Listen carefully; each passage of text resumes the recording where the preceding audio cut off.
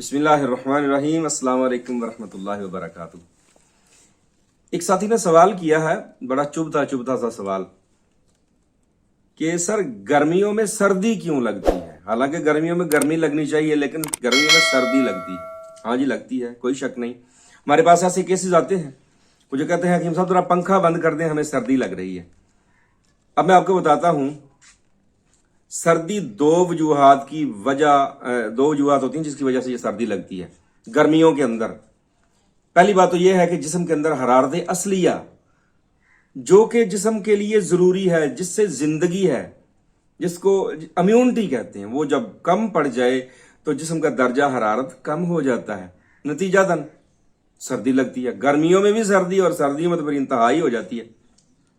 इसकी मेन वजह बिला वजह ठंडी ग़िज़ाओं का इस्तेमाल, बर्फ वाले पानी का इस्तेमाल, और बगैर किसी वजह से खमीरे खाए जाना।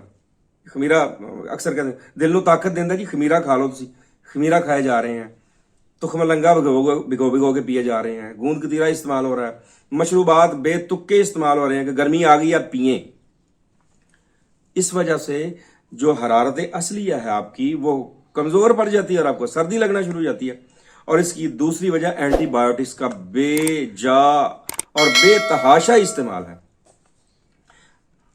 जो एंटीबायोटिक्स है ना, जहां पर ये बुरे जरासीमों को, नुकसानदेह जरासीम जो है उनका कला कमा करती है, वहां पर ये जो जिस्म के लिए फायदामंद बैक्टीरिया या जो जरासीम है उनको भी साथ ही ले डूबती है।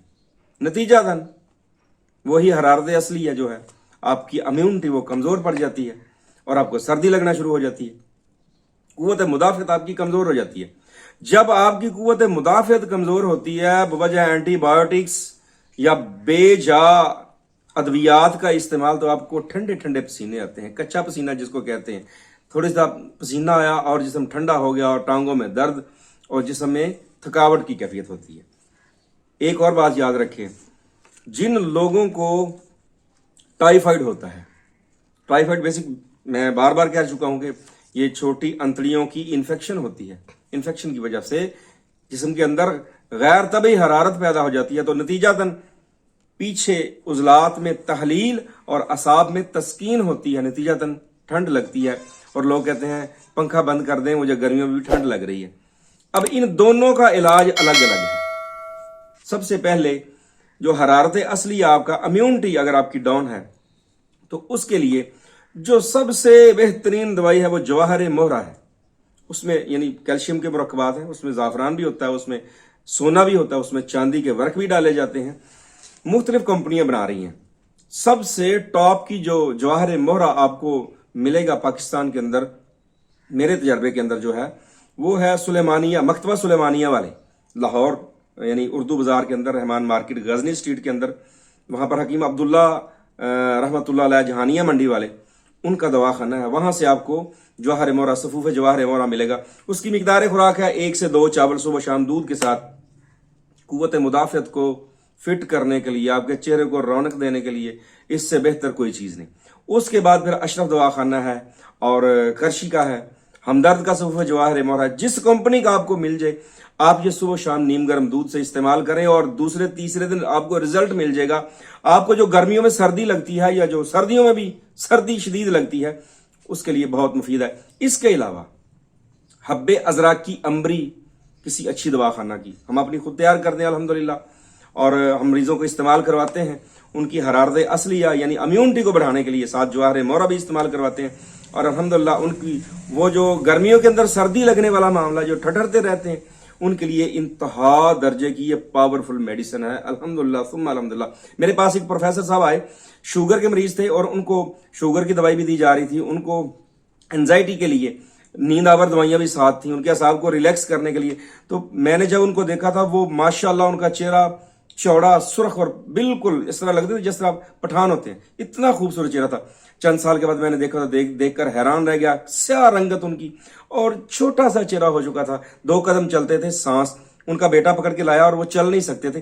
तो मैंने यही कुलिया अल्हम्दुलिल्लाह, मैंने कहा ये आप जो मेडिसिन खा रहे हैं आहिस्ता आहिस्ता छोड़े, उसे यकमुश्त नहीं छोड़ना। मैंने जवाहर मोहरा उनको इस्तेमाल करवाया, साथ अपने कैप्सूल, एक हम शाही कैप्सूल बनाते हैं वो इस्तेमाल करवाए।